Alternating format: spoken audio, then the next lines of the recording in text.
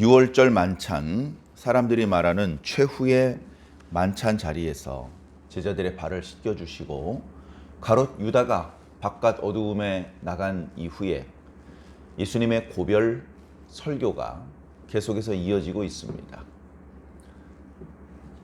베드로가 자신을 3번 부인하게 될 것이다 라고 말씀하시자 분위기는 일순간 어두워졌고, 그리고 주님의 표정과 행동 거지는 제자들이 이거 주님 장난치시나 보다 라고 생각할 수 없는 매우 진지하고 심각한 그런 모습이었기 때문에 제자들도 서로 눈치만 보며 예수님의 말씀을 듣고만 있었습니다.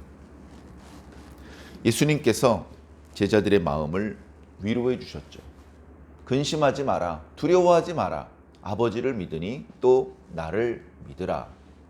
여러 가지 말씀으로 위로해 주셨지만 제자들의 마음은 충분히 위로되지 않았을 것입니다. 왜냐하면 주님께서 해주시는 말씀이 100% 이해되지는 않았던 때였기 때문에 그렇습니다. 일단의 말씀을 마치시고 주님께서 일어나 나가자라고 하시더니 연속 동작으로 15장과 16장의 말씀을 주고 계십니다. 이 말씀은 14장과 그 내용이 계속 이어지는 말씀입니다. 도대체 이 말씀은 어디서 해주셨는지 그런 설명은 없습니다. 그저 예수님의 말씀이 계속 이어집니다. 앞부분의 13, 14장의 분위기처럼 중간중간에 제자들이 주님께 질문을 하거나 하지도 않습니다. 제자들이 이제 주님께 뭐라고 질문을 할 수가 없습니다. 질문도 뭘 좀 알아야 질문하는 겁니다. 전혀 모르면 뭘 질문해야 될지도 모르는 법이기 때문에 그렇습니다. 주님의 말씀이 100% 이해가 되지 않지만 주님께서는 제자들이 잘 따라오고 있는지 속도를 맞추실 수 있는 시간적 여유가 없으셨기 때문에 계속해서 주님께서 말씀을 주십니다. 물론 요한복음 말씀은 어려운 표현으로 되어 있지 않습니다. 어려운 단어, 전문 용어 이런 거 없습니다. 그런데도 불구하고 우리는 요한복음 말씀을 읽으면서 조금은 어렵다라는 느낌을 받습니다. 이걸 우리가 왜 어렵다고 느끼지? 제가 한번 생각을 해보았는데 대략 2가지 이유 때문에 어렵다고 느끼는 것 같습니다. 예를 들면 아버지께서 내 안에, 내가 아버지 안에 있다. 이런 표현이 있거든요. 이런 표현들은 우리가 피상적으로 이해가 잘 안 되잖아요. 연상도 잘 안 되고. 그런 표현 자체는 어려운 표현이 아닌데 그 내용이 우리가 일상생활에서 쉽게 연상할 수 있는 것이 아니기 때문에 그렇기 때문에 좀 이해하기가 어렵습니다. 주님께서도 그것을 알고 계셨는지 제자들에게 비유로 설명하시죠. 그 비유가 바로 15장에 나타나는 나는 참 포도나무다라고 하는 비유입니다. 그래서 농부와 포도나무의 관계, 포도나무와 가지의 관계를 통해서 나는 네 안에, 너는 내 안에 거한다는 의미가 무엇인지를 말씀해 주려고 하신 것입니다. 그렇게 비유로 말씀해 주셨는데도 불구하고 아직도 다 이해하지 못했을 것입니다. 그런데 예수님의 말씀이, 요한복음의 말씀이 어려운 또 한 가지 이유가 있는데 그것은 표현이 어려워서가 아니고 그 내용이 다소 어렵고 부담스러운 내용이기 때문에 그렇습니다. 예수님의 말씀은 특히 13장 이후에 예수님께서 일관적으로 주시는 말씀은 제자들에게 서로 사랑하라는 명령을 주시는 것입니다. 내가 너희에게 새 계명을 주노니 서로 사랑하라. 내가 너희를 사랑하지 아니하였느냐. 내가 너희를 사랑한 것 같이 너희도 서로 사랑하라는 말씀입니다. 이 말씀은 만약에 다른 표현이었다면 예컨대 내가 너희를 사랑한 것 같이 너희도 나를 좀 사랑해라. 이런 말씀이었다면 마음에 아무 거부감이 없었을 것입니다. 당연하지. 주님께서 우리를 사랑하셨으니 우리도 주님을 사랑하자. 그것은 어쩌면 주님께서 요구하지 않으셨더라도 제자들 마음속에 자발적으로 일어나고 있는 그런 마음이었을지도 모릅니다. 그런데 주님의 명령은 그게 아닙니다. 내가 너희를 사랑한 것 같이 너희가 서로 사랑하라는 것입니다. 옆에 있는 제자는 자기를 별로 사랑하지 않아요. 예수님이 나를 사랑하시는 것이지 옆에 있는 제자가 나를 사랑하는 게 아닙니다. 근데 예수님 말씀은 나를 사랑하는 것이 아니고 옆에 있는 제자들을 사랑하라는 겁니다. 서로 사랑하라는 것이죠. 그리고 사랑을 했습니다.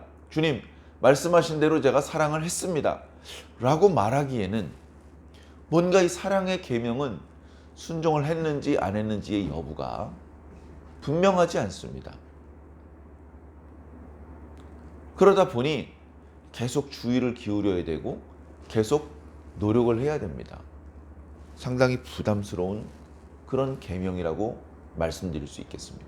안식일의 계명을 지키는 거 무척 까다롭고 피곤합니다. 그런데 그것은 지켰는지 안 지켰는지 알 수 있습니다. 그리고 지키기 위해 어느 정도 노력을 하면 지킬 수 있습니다. 그런데 형제를 사랑하라.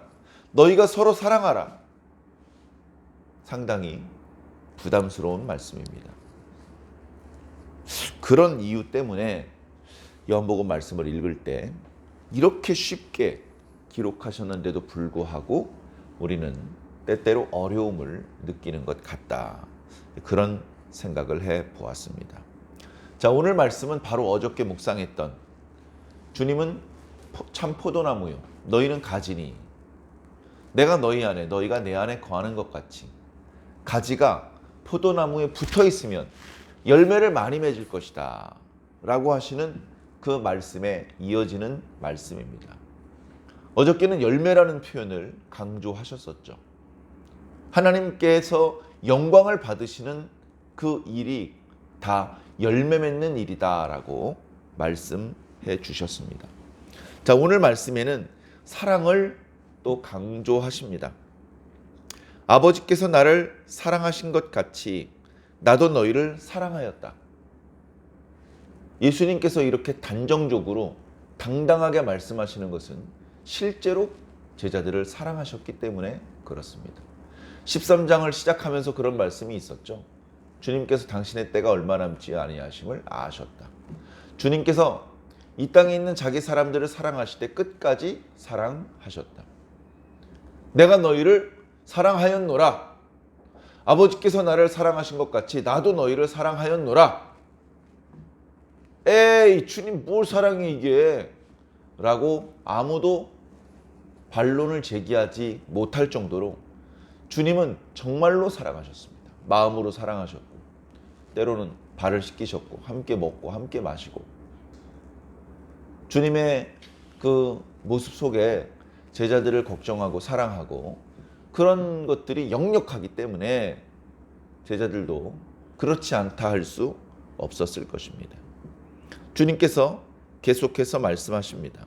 그러므로 너희가 나의 사랑 안에 거하라. 사랑 안에 거한다는 말은 무슨 말일까요? 이런 부분이 조금 요한복음을 어렵게 느껴지게 하는 부분인데요. 예수님의 사랑 안에 거하라. 나도 아버지의 사랑 안에 거한 것처럼 너희도 나의 사랑 안에 거하라는 것입니다.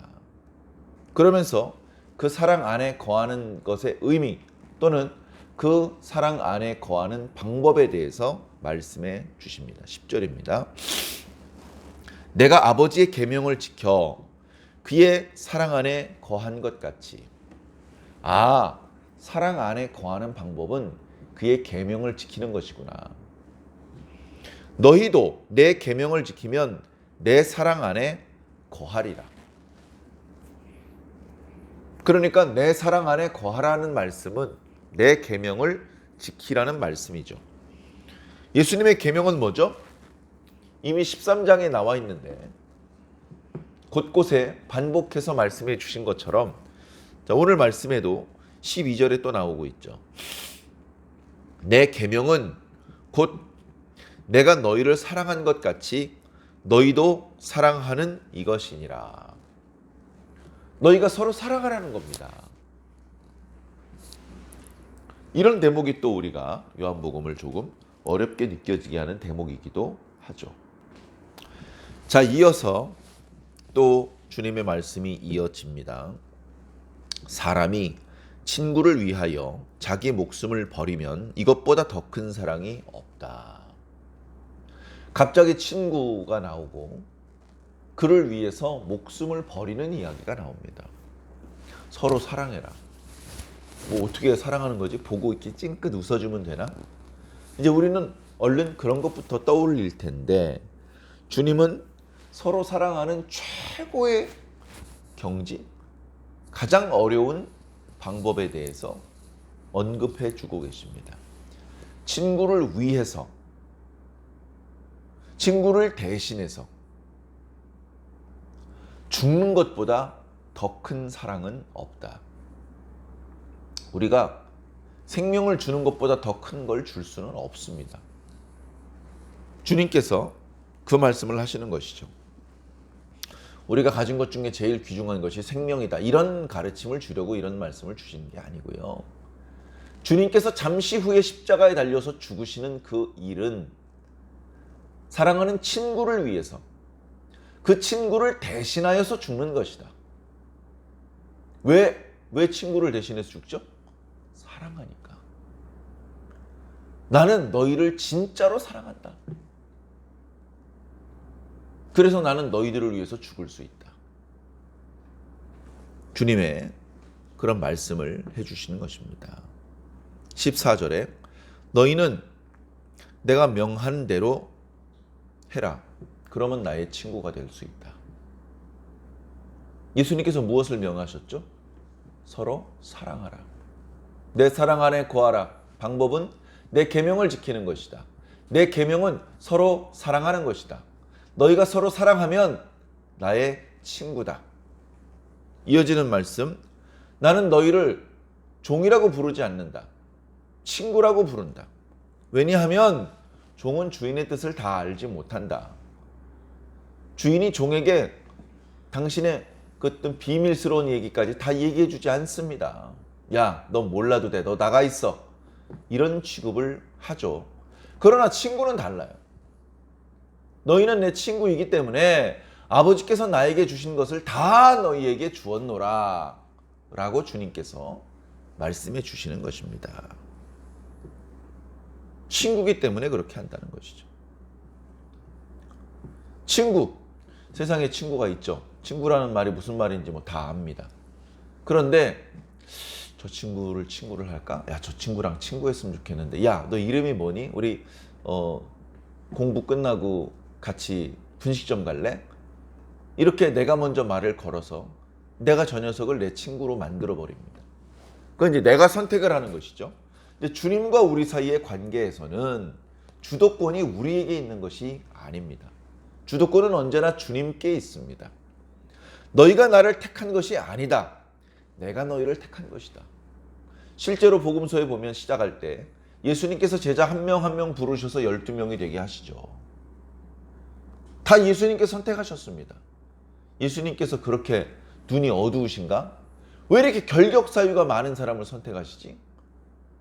인물도 좋고 젊고 건강하고 율법에 대해서도 잘 알고 이미 하나님을 경외하면서 아주 성실하게 잘 살고 있는, 기왕이면 가문도 좋은, 이제 그런 사람들을 당신의 제자로 선택을 하셨더라면 이 일이 훨씬 수월하셨을 텐데 주님 왜 이렇게 사람 보는 눈이 없지? 어쩌면 또 그렇게 생각하는 사람이 있을지도 모르겠습니다. 그러나 결격사유가 없는 사람을 주님은 찾는 것이 아닙니다. 모세는 결격사유가 없었습니까? 다윗은 없었습니까? 아브라함은 없었습니까? 결격사유가 많이 있었습니다. 그래, 그 결격사유 때문에 그는 실패했습니까? 하나님은 실패하셨습니까? 아니더라고요. 결격사유가 엄청나게 많이 있었는데 그런데도 하나님은 실패하지 않으시고 당신의 뜻을 이루셨으며 그 사람도 결국 복을 받게 되더라고요. 주님께서는 우리에게 있는 그 결격 사유를 문제 삼지 않습니다. 아무 불편하지 않다는 거예요. 너무나 감사하신 주님의 사랑이고 또 주님의 능력입니다. 자, 그래서 주님께서 제자들을 택하셨습니다. 뿐만 아니라 사도로 세우셨습니다. 부르시고 임명하시는 거예요. 그래서 열매를 많이 맺게 하고 그리고 열매가 항상 있게 하려 한다. 자, 열매 맺는 방법을 어저께 묵상했던 말씀에 보면 가지가 몸통에 붙어 있으면 그는 열매를 많이 맺느니라. 붙어 있으면 너는 내 안에 나는 너 안에 거하면 주님의 사랑 안에 거하면 주님의 계명을 지키면 서로 사랑하면 그러면 열매를 많이 맺을 수 있다. 그렇게 말씀하고 있는 것입니다. 지금까지 이런 여러 가지 말씀을 하신 이유는 다시 한번 요약하고 어떤 그 내면적인 배경에 해당하는 이야기들을 걷어내고 그러니까 어쨌든 너희들은 이렇게 해야 된다라고 결론적으로 말씀을 하자면 내가 이것을 너희에게 명함은 너희가 서로 사랑하게 하려 함이라 라고 결론 지어서 말씀해 주고 있습니다. 내가 한 번 더 너희들에게 명하노니 서로 사랑해라. 이 말씀을 반복하신 이유는 중요하기 때문이고 또 우리가 잘 하지 못하기 때문일 것입니다. 사랑하는 성도 여러분, 오늘 우리들은 어떻습니까? 오늘 우리들은 서로 사랑하는 거 잘 하십니까? 현대 그리스도인들이 가장 잘 못하는 것이 어쩌면 서로 사랑하는 것입니다. 서로 사랑하는 것입니다. 여기 서로 사랑한다고 해서 둘 사이에서 서로 사랑하고 다른 사람은 포함시키지 않는 그런 배타적인 모습을 말하는 게 아닙니다. 이 서로 사랑하는 것의 대상자는 예수 그리스도 안에서 계속해서 확장되는 것이죠. 거의 모든 사람을 사랑하는 것입니다. 어렵습니다. 특히 가까이 있는 사람, 오랫동안 함께 지내는 사람을 사랑하는 것은 매우 어려운 일입니다. 우리가 마음을 착하게 먹어야 됩니다. 그놈이 사랑스럽기 때문에 사랑하라고 하신 적이 없습니다. 너희가 나를 사랑한다면 서로 사랑해라. 그렇게 말씀하셨기 때문에 형제를 사랑하는 것은 선택사항이 아닙니다. 우리가 주님을 사랑한다면 서로 사랑하는 것의 의미를 좀 더 깊이 묵상하고 실천하기 위해 날마다 노력해야 될 것입니다. 내 마음에 드는 특정한 몇몇 사람만 사랑을 베푸는 것은 주님께서 말씀하시는 서로 사랑이 아닙니다. 내가 그 사람을 사랑할 때 그 사람은 아직 나를 사랑하지 않을 수 있습니다. 그러면 이게 무슨 서로 사랑이야. 나 혼자 하는 일방적인 사랑이지. 아이고 힘들어. 나 그만할래. 이건 서로 사랑도 아니니까. 예를 들면 그런 생각을 하기 쉽습니다. 그러나 내가 그를 진심으로 사랑하면 시간이 좀 걸리겠지만 그 사람도 저 사람이 나를 사심없이 진정으로 사랑하고 있구나. 참 고맙구나. 이런 것들을 나중에 느낍니다. 그러면서 나중에는 그 사람을 사랑하는 것이죠. 자녀들이 부모님을 사랑합니다. 부모님이 자신을 왜 사랑했는지 이제 그 뜻도 그 마음도 이해가 되고 그래서 부모님을 사랑합니다. 처음부터요? 아니죠. 처음에는 부모님의 일방적인 사랑입니다. 아무리 사랑을 베풀어도 자녀는 부모의 마음을 다 이해하지 못합니다. 물론 때때로 부모를 기쁘시게 할 때도 있지만 그건 너무나 잠깐이고 더 많은 순간 부모님과 다투고 갈등이 생길 수도 있습니다. 시간이 많이 지나야 됩니다. 결혼도 해야 되고 아이도 낳아봐야 되고 시간이 지나다 보면 부모님이 자기를 사랑한다는 걸 느낍니다. 물론 어렸을 때 부모님이 자신을 극진히 사랑해 주셨던 그 추억은 거의 대부분 잊어버린 상태였겠지만, 구체적으로 어떤 근거를 제시할 수는 없지만, 부모님이 나를 끔찍히 사랑하셨어 라는 그 확실한 결과만은 마음속에 딱 자리를 잡는 것이죠. 그래서 부모님을 사랑합니다. 물론 충분하지 않아요. 부모님이 자식을 사랑하는 그 마음, 그 일방적이고 헌신적이고 뒤를 보지 않는, 대가를 바라지 않는 그 사랑하고는 자녀가 부모를 사랑하는 것은 다릅니다. 따라가지 못하죠. 그래서 내리사랑이라는 그런 표현도 있는 것 같습니다. 그래, 우리가 서로 사랑하는 것은 여러 가지로 어렵습니다. 그냥 상대방이 나를 사랑해 줄 것을 기대하지 말고, 예수님께서 제자들이 당신을 존경해 줄 것을 기대하지 않고 사랑하셨던 것처럼 우리도 그냥 하나님 믿고 그 사람을 사랑해 주어야 됩니다. 답답하죠. 말 안 들을 땐 군밤 먹이고 싶죠. 우리도 누군가의 마음을 그렇게 답답하게 하면서 여기까지 왔을 겁니다. 그렇게 그가 말귀를 못 알아듣고 얼른 움직이지 않고 고마워하지 않고, 그래 서로 사랑하는 모습을 만들어내지 못하더라도 우리는 사랑을 베풀어야 한다는 것이죠. 그것이 어쩌면 서로 사랑하라고 하신 주님의 뜻일 것입니다. 오늘 하루도, 이번 한 주간도 우리는 이 서로 사랑이라는 주제를 떠나지 못할 것이고, 어쩌면 하나님 나라 가는 순간까지 이 말씀을 달고 살아야 될 것입니다. 이 말씀의 의미를 더 깊이 이해하고 이 말씀을 더 잘 순종할 수 있는 저와 여러분들이 꼭 되기를 예수님 이름으로 간절히 축원합니다. 아멘.